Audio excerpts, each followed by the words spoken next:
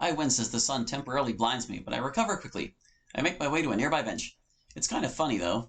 There's benches up here, and barely anyone ever comes up here aside from janitors. The silence is serene. I plug my earphones in and let the music from this morning continue as I start to write. The song that starts playing softly into my eardrums gives me the inspiration I need as I gaze past the wire fence. Horizon. I mumble out loud to myself. Out loud is 2 words. A shorter poem will do. I don't need too many words. Both the music and my heart guide my pen as I try paint a picture of a feather drifting across the midsummer sky. You got 2 there. Of a song playing across the airwaves. An almost empty plane flying over the coming horizon of the night. Of words only ever spoken on an empty, solitary rooftop. Monica.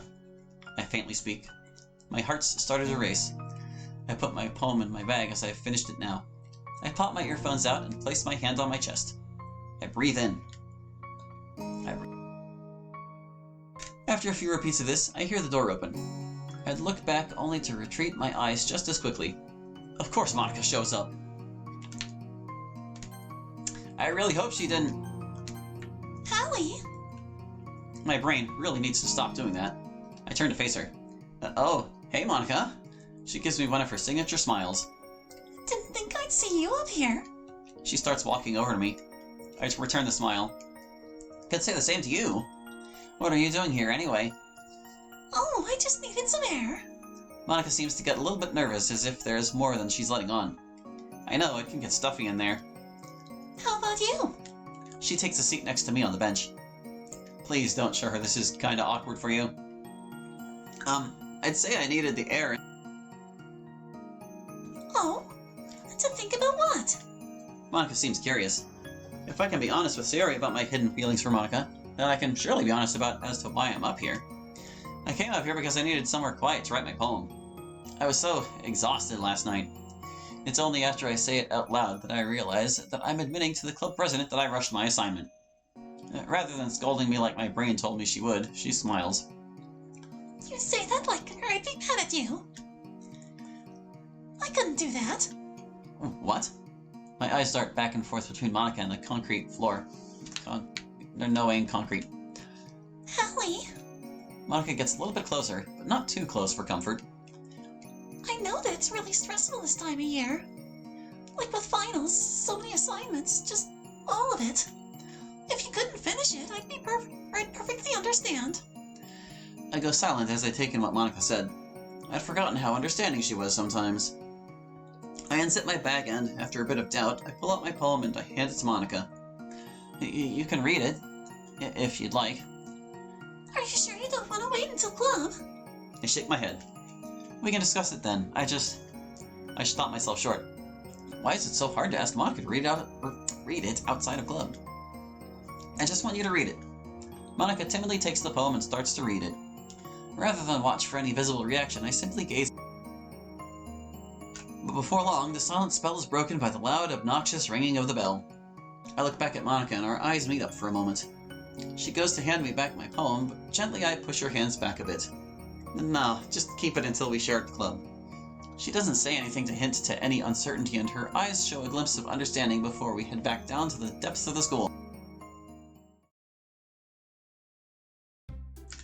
Thankfully for me, and very likely the majority of the class, Mr. Honda was off sick today. If I had foresight to know that would be the case, I could have at least tidied the essay up a bit. Oh well, I can't rewrite the past now, can I? I make my way up to a nearby vending machine. I'm a little thirsty and, since we got let out a little earlier than normal, I still got a little time before club starts. I put my coins in and a small can comes out soon after. As I'm reaching down for my drink though, I can hear the echoed sounds of someone yelling. Whoever it is, they don't sound pissed off. Well, they kinda do. It sounds more... At the same time, I can't shake this weird feeling that the voice sounds familiar. I look to my left, and the reason for that familiar feeling comes walking quickly down the hall. Natsuki? Natsuki's eyes meet mine for... All of a sudden, she averts her eyes and clenches them shut as she runs past me and audibly bolts upstairs. Past the barrier? You don't need a T and clench. Natsuki, wait! I rush up. I can't help but wonder what happened to Natsuki that could have made her this upset. I call out for her. Natsuki! Natsuki, where are you? After a minute or so, I see her emerge from the restroom and quicken my pace. Natsuki, Give me some fucking space! Natsuki's voice came out as more of a squeak as tears form on her face. There's an awkward, weariedly heavy silence between us. Weirdly. Her brash reaction did catch me by surprise. Although, in her defense, I wasn't going about this well in the slightest. Sorry. Natsuki, what for? I'm having a bad day. And I'm taking that out on you. I don't mean to. More silence. Natsuki then gives out a long sigh. I'm the worst. That's a little much, isn't it? Not when it's true. But it's not. Natsuki doesn't have any arguments left. You don't need to see any arguments. Pretty sure. Her glistening pink eyes tell multiple stories. The two ones I can make out the clearest are ones of guilt and of someone who just wants to be valued. The second one being a side I never would have expected, if that is the case, that is.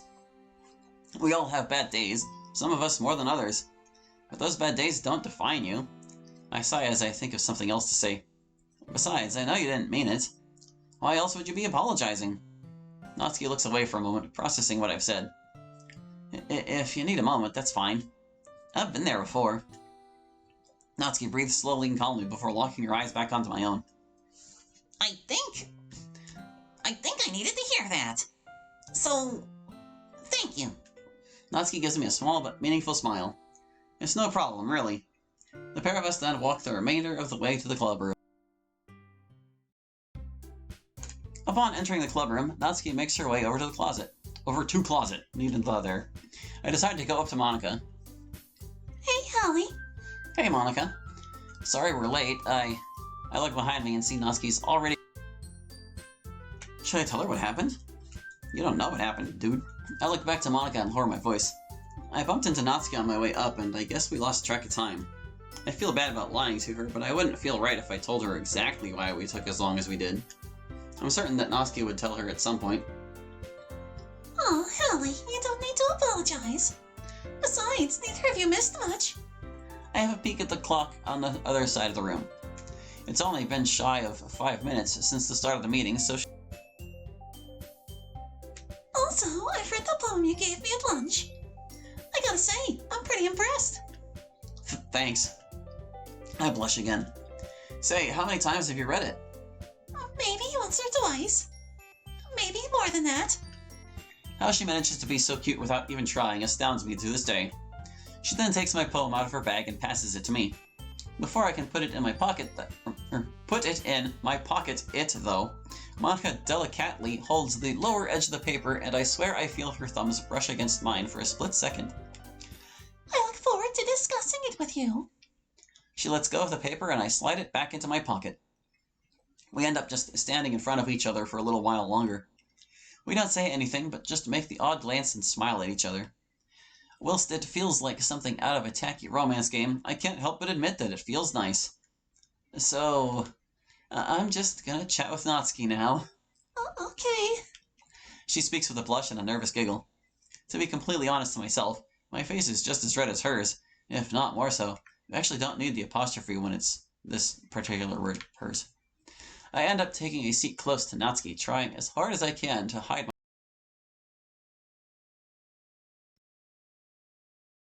Part of me knows that if Natsuki saw me like this, I'd never hear the end of it. I even have a sneaking suspicion is spelled with a C, that Yuri would ask questions. And then, as if life was out to prove me wrong, I hear a voice whisper to me. You're doing a piss-poor job of hiding that, you know. I open my eyes and am greeted by Natsuki wearing a wide grin.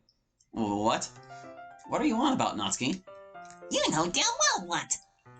How she's able to keep her voice this low whilst keeping the same assertive punch as normal is astounding. Natsuki cops the seat next to mine. There are tomatoes that wish they were as red as you are right now. Like, I saw you two over there holding hands. I was kind of tempted to tell you to get a room. No! I try to keep my voice as low as hers as I look around the clubroom. Yuri's eyes have not left the pages of her book, and, luckily for me, Monika seems to... Well, it sure looked like it. We were just talking. I can't let her know about mine and Monica's little meeting on the roof. If she's already got the wrong idea now, God only knows what she'd think we were doing up there. You're saying that I'd be jealous if you were. I meant it was kinda cute. Well, at least she... Wait, what did she just say? Did you just... I did, yeah. You don't need to go announcing it to the world. Sorry. There's a minute or two of awkward silence.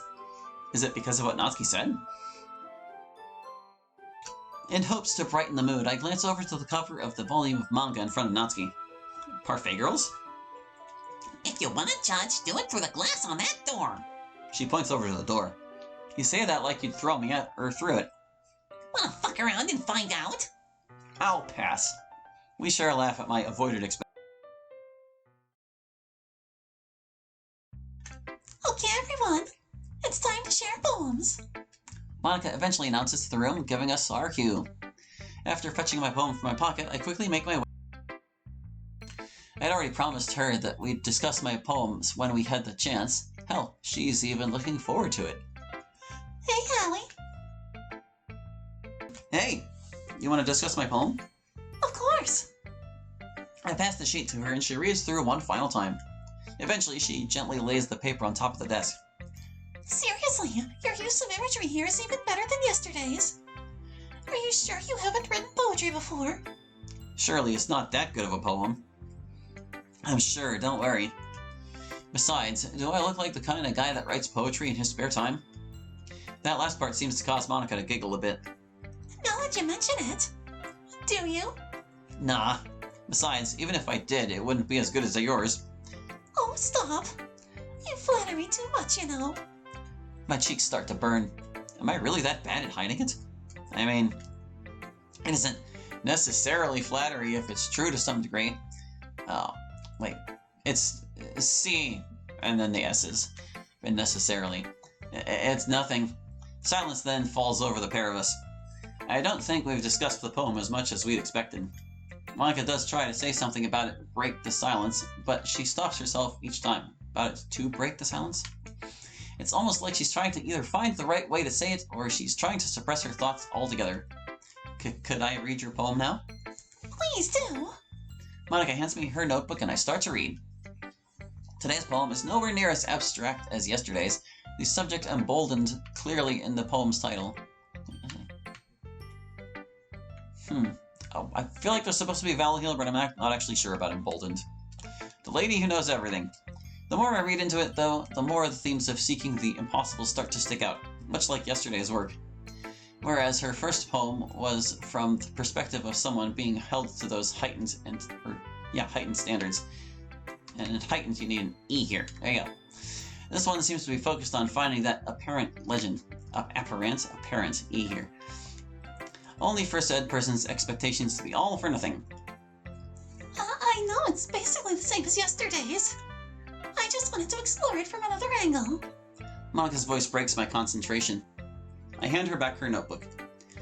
Regardless if it's the same topic, it still came out nice. There's nothing inherently wrong with exploring familiar ground. Inherently.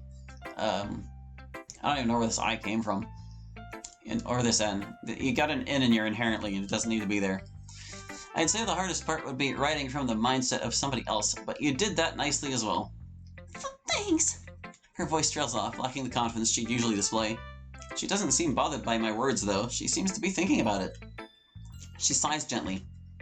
I'd say that doing this has helped me explore myself a bit more. It does? For me, yeah. Put it this way.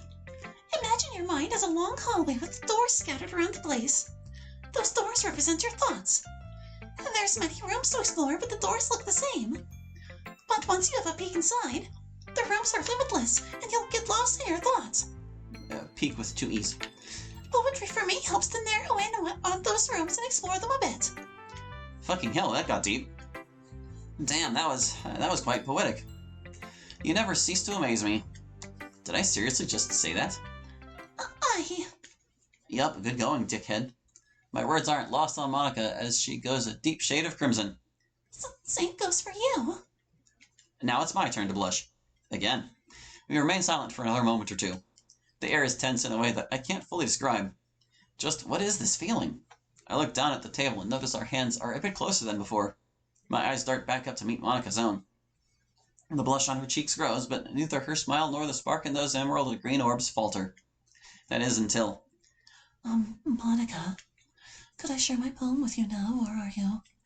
Yuri's soft eyes land on mine and Monica's hands, curiosity taking her over her voice. Curiosity, you need an I right there. Busy. Monica looks at Yuri and then follows her gaze down to the table. She quickly retracts her hand and looks away, her face completely red. Lost for words, I pick up my poem and make my way over to Natsuki. I feel awful. Why did I say that? I doubt this will be something either of us wants to bring up. Dude, it wasn't that awkward of a compliment. I close my eyes and sigh to myself. Premarital hand-holding. And in public, no less. For shame, Hallie, for shame. The sound of Natsuki berating me causes my eyes to shoot open. 1T in berating. I always figured you were probably a perv, but not Monica. Damn, that little smartass. No, Natsuki, it's not like that. Don't worry.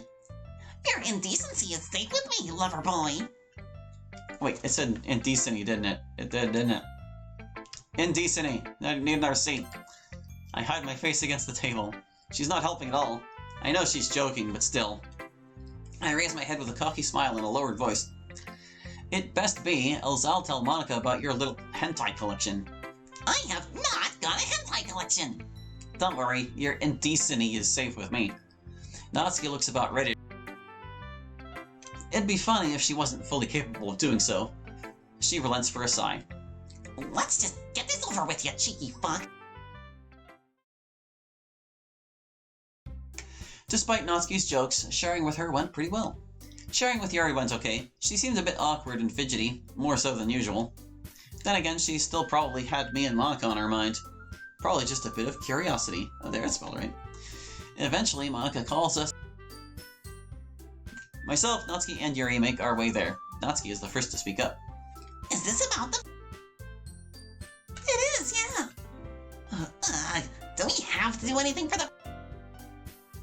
I'm still curious as to what we're going to be doing. Oh, about that. Monica then turns her attention to me. Hallie, there's one of the posters that Siri helped me with the other day on the front desk. Do you mind showing it to the... I nod and quickly retrieve the poster, which proudly advertises a poetry performance. It sounds like a fairly normal activity for a club such as this. I'm just curious how Natsuki and Yuri will react to this. I show the rest of the group the poster, and their expressions and tones change drastically. The one constant between the two of them is that they seem appalled at the idea of performing. No way, I'm not doing that! Do you think it's that bad of an idea? Yuri doesn't seem to have any response, and, at least for a minute or two, neither does Natsuki. Eventually, she lets out a frustrated sigh. She gives Monica a stern, fiery look. F-I-E-R-Y. Fiery is one of them weird words. Do you seriously think that any of us even want any new members? Like, I can't speak for Yuri or Hallie, but this club brought me something. Something that I won't let you take from me. If I wanted anything else, I would have just joined any other stupid club. Natsuki doesn't say anything else as she holds her eyes shut. To say I'm shocked at what Natsuki said would be putting it lightly. As I look over at Monica and Yuri, I can conclude that feeling is mutual. The four of us enter an uncomforting silence. Uncomforting? Uncomfortable. The air conditioner seems a little bit louder today. I go to break the silence. Well, I personally think that... No, Hallie. Natsuki's right. Her voice slightly breaks as she says that, looking at me with an incredibly... It's a sharp contrast to the confidence Monica always wore in spite of anything. This time feels different, though. Almost as if Natsuki's words hit a little closer to home. Monica gives a shaky sigh before her eyes focus back onto mine. I'm pretty sure you don't need the E in shaky. Why did I think this was a good idea? After saying that, Monica walks and slumps down at the front desk and puts her hands against her head as she starts to stare blankly at the table. Though she's silent, she's trembling ever so slightly. The rest of us fall victim to the silence from earlier. Now you've done it, Natsuki. Yuri directs the disappointment in both her eyes and tone right at Natsuki. Need a second peek. Me? All I did was speak my mind. Is that a problem? Yuri has vanished. It's not about being honest. It's about word choice. Natsuki goes to fight back, but relents after a quick glance over at Monika. I know the look on her face. It's one I grew quite familiar with. She's blaming herself. But before I can say anything, Natsuki's already gotten her bag and has stormed out of the classroom. Remembering our earlier conversation, I decide to follow